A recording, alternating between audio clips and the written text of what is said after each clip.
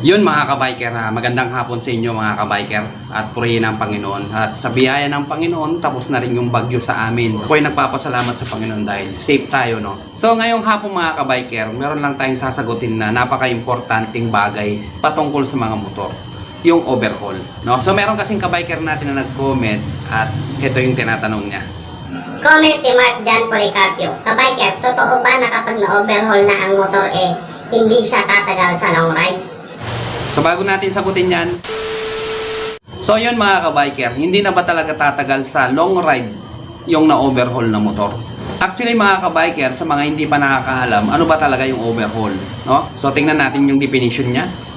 Overhaul, take apart a piece of machinery on equipment in order to examine it and repair it if necessary. Ayan, yung overhaul daw, take apart a piece of machinery or equipment in order to examine it or repair it if necessary, no?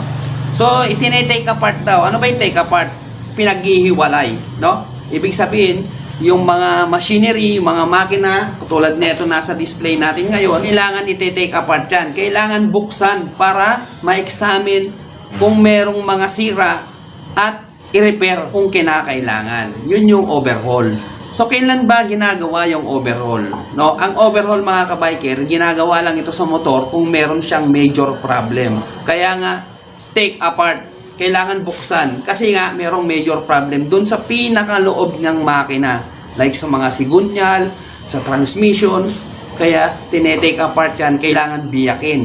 Kung dun sa tanong ng kabiker natin, no, na pag na-overhaul na yung motor, totoo ba na hindi natatagal sa long rides? Para sa akin mga kabiker, hindi doon ang basihan. Pwede kong sasabihin niya na pag na-overhaul na, lalong-lalo na pag binebenta na at sinabi mong na-overhaul na, so hindi mo na mabebenta ito sa bumibili ng mas mahal kasi nga na-overhaul na.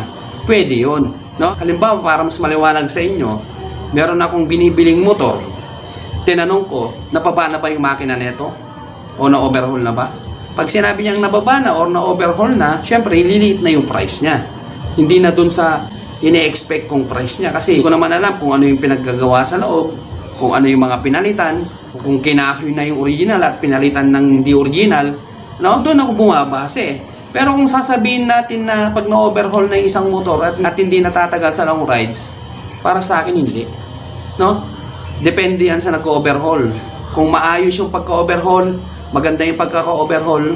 Alam nyo, pag maganda yung pagkaka-overhaul, parang bago din yung motor. Kaya nga may mga mekaniko na masiselan pag sa overhaul, no? Total, i-overhaul na rin natin tong motor mo, tong makina mo. Yung ipapalit din natin dapat ay original, no? So, ganun yung mga mekanikong masiselan. Ayaw nila yung mga customer nila na bumabalik sa kanila, no?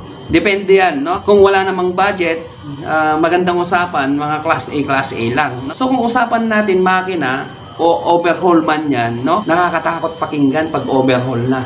Kasi nga pag sinabing overhaul na mga kabiker, no, may major problem sa makina mo. Kaya kailangan ng i-overhaul. Hindi siya minor problem. Major problem mga kabiker. Ngayon sa mga iba, ang pagkakaalam nila is overhaul nakakaapekto dun sa long rides. Hindi. Hindi naman dun sa pagkakaayos ng makina o pagkakakabit ng mga pyesa sa loob ng makina is nakakaapekto na dun sa long rides. Hindi.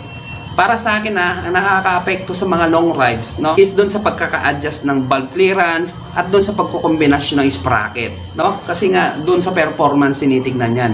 Hindi doon sa pagkaka-fix ng makina, no? Depende yan kasi sa mga nag-overhaul. Merong mga mekanikong magaling mag-overhaul, meron din namang mekanikong sumasablay sa overhaul.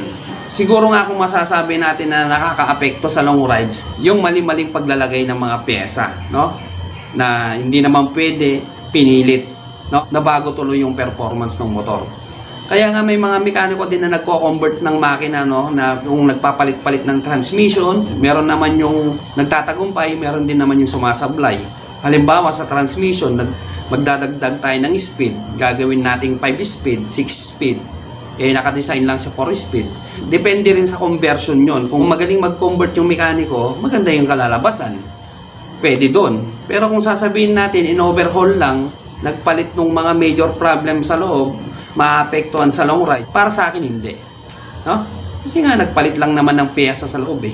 Ang alam kong pagkakaalam nitong kabiker natin mga kabiker, no? Kasi pag na-overhaul na yung makina, ang pagkakaalam natin, ibig sabihin laspag na. Nagalaw na yung makina. Hindi na siya sa original. Ganon yung pagkakaalam niya.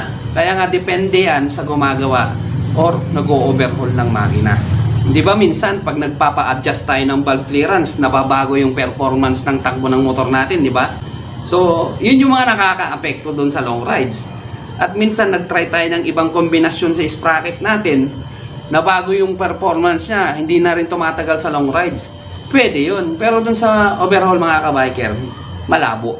Kaya nga sa mga newbie pa lang sa mga motor, kailangan malaman nyo yung mga bagay na ganito. Kaya sineshare ko sa inyo to mga kabiker para mas makita nyo kung ano yung kahalagaan sa pagmumotor. Hindi lang tayo gumagamit ng motor, mapapangalagaan pa natin yung mga makina natin. Kaya nga mga kabiker, hindi basta-basta nag-o-overhaul ng makina. Lalong-lalo na pag hindi tayo sanay, baka magkaroon ng problema. Yan yung pinakamaselan na bahagi sa makina. Yung pagbibiyak ng makina, pag-o-overhaul, no? Pag sumablay tayo ng isa dyan, magkakaproblema. Kaya nga meron yung mga nagtatanong, ka-overhaul lang ng makina nila, merong problema agad, no? Napaka-sensitibo ng pag-overhaul. Kaya dapat bawat parts na kinakabit natin sa makina, alam natin yung function, alam natin kung ano yung pangalan.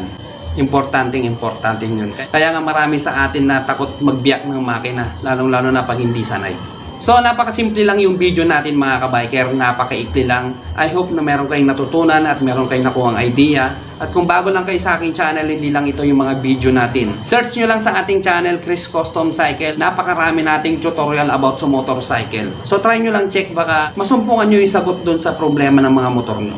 So, yun lang mga kabiker, huwag nyo kalimutan mag-like, share, and subscribe. And then, click nyo na rin yung notification bell para ma-update kayo every video at pakipollow na rin yung Facebook page natin. So muli mga kabiker, thank you for watching. God bless.